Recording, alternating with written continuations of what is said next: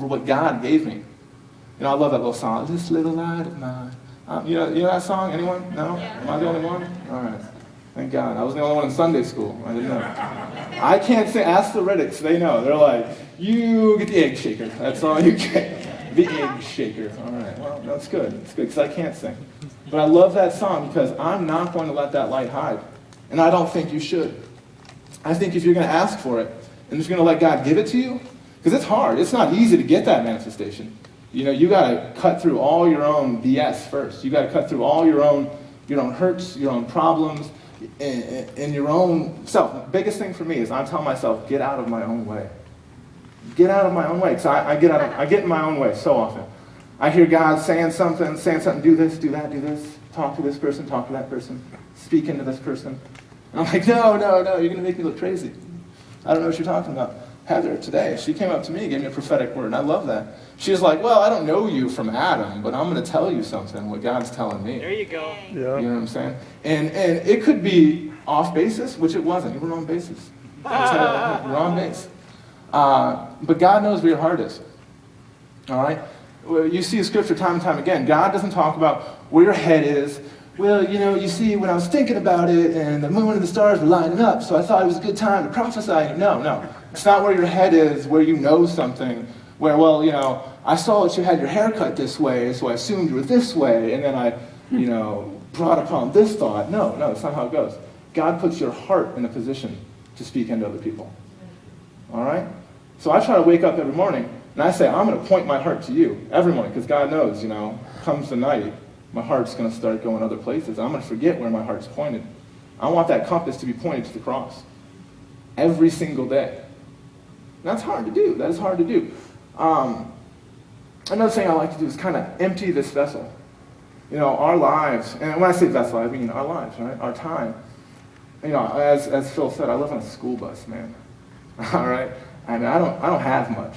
The Riddics have been nice enough. What are they saying? There they are. The Riddics have been nice enough to let us park their bus in front of their house and feeding us, probably too nicely. Getting a little bit of gut here. And that's the thing. It's hard for me. I want to take care of myself. I want to take care of this vessel. All right? This vessel I've taken care of for, however long my parents stopped taking care of me. And that's good. I can trust in myself. Trusting in God is hard. Trusting in God is giving up that vessel. It's emptying that vessel of yourself. Emptying that vessel of your time. Letting your time be something that you're giving to God. I'll look at the clock because I know I like to go over. Giving that time to God. And then repacking that vessel with exactly what He wants. Because God knows I fill up my time with stupid stuff. I love to, go out and hike and stuff. Maybe that's not what He wants me to do. I love to, like Phil said, there's nothing that pleases me more to get punched in the face. I love boxing, I love kickboxing, I love Brazilian Jiu-Jitsu, all that. I mean, David Hafley as well, That's that kind of personality. We love that stuff, but maybe that's not what He wants me to do right now. Maybe He wants me to be here in front of y'all, giving a talk, who knows? But I want to be able to say that my time is empty, that my time is yours, that I'm holding on to these things with an open hand. For you to take them out. I don't want to close on. I still close on a lot of stuff. We all do. We just close onto them hard like this. But this, God, I want to keep this for myself. I want to keep my TV time for myself. I want to keep, my Facebook. I love checking Facebook, right? I want to keep that to myself. But how often are we keeping those things to ourselves by missing out on what God has for us? Missing out on that presence, that presence of Him being right here. You see what I'm saying? Because we're so focused on our phone, we're so focused on what's going on other places that we forget to be in this presence where God is. We're focused in our head on what's going on at work or with our kids or with them at school or our school work or whatever else there may be to worry about. Because God knows there's a lot of stuff to worry about. And if you want to follow, if you want to follow the secular, I can't speak right now. If you want to follow the world's viewpoint on things, you're going to want to get all your ducks in a row, right? You want to get them all lined up and perfect. So you know what you're about to do. You're going to go, all right, well, I'm going to go to school. I'm going to get perfect grades. And I'm going to go to college afterwards, of course. And then, I'm going to have my career. I'm going to start off career. Then I'm going to have my real career. No. It's not a time to say that I want to get these ducks in a row because I want it to be perfect. God already has a perfect plan for you. He has it planned out right now. The only thing is, We're just getting in our own way to see it. We're stumbling upon ourselves to get to that plan because we think we know best. God knows I think I know best. Every time I'm like, no, God, no, we can do it this way. I think makes way more sense this way. No.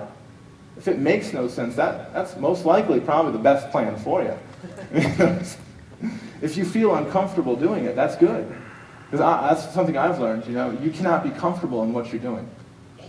When you are outside of that comfort zone, oh my God, you have to rely on God. You have to rely on Him. You have to rely on His presence. You have to rely on Him to lift you up and sometimes carry you across that line. Carry you into that uncomfort zone, which is so important to be in. So how would our lives look differently if we lived a life that's in His presence, that we knew, not just knew, but we knew that we are in His presence all the time? I mean, that's a radical thing for me to even say in my own life, right?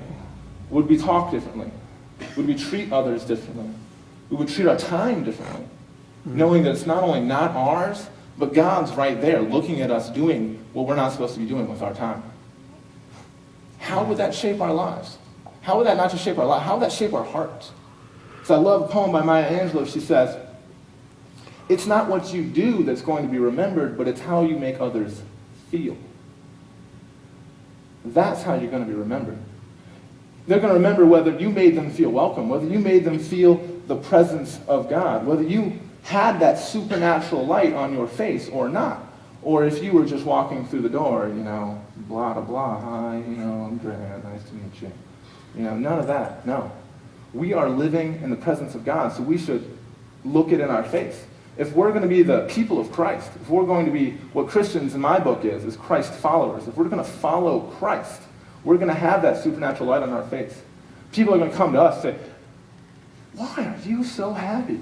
What is going on with that? Why do you look so content and fulfilled? What is going on? Evangelism is going to be easy at that point. People are going to be coming to us. What do you have? What do you have? I want it so much. And they are hungry. Let's be real. The harvest is plenty, but the workers are few. And so often, I merit myself as a teacher, right? I like to come up and talk to people. I love to study the Word. I love reading biblical commentary. I love getting into, what we call prophetic conversations, right? I love that stuff. I eat that stuff up. Being that I can't speak, I got to do something, right? I can't sing, I got to do something. And so this is stuff I love, but I always want to be like, well, I need to go to seminary. I need to read more books. That I'm not good enough. That I'm not smart enough to do this just yet. A few more years. I'm 24 now, right? Maybe when I'm 30. Then I'll be a good speaker. Then I'll be a good talker. Then I'll know enough to get up and teach people, right? And I'm going to tell you that's wrong. That is the devil in your life. Whatever it is that you feel like you're good at, whatever it is you feel passionate about, I want you today to start doing it. There's no reason to not. All right? That is the doubts of the devil right there. That is the enemy speaking into your ear saying, if you want to be a worship leader, that you have to go to a worship school. I'm not saying those things are bad. Alex had a great time at New Life with Crystal. They had a wonderful time at New Life learning about Christ. I think that is super important too. If God's calling you there, go there. But what I'm saying is stay open to that today, not tomorrow. Don't, like we were saying, put those ducks in a line to be able to get yourself prepared, to get yourself positioned to be a great speaker in a great big church, the great big number of people. Do it today.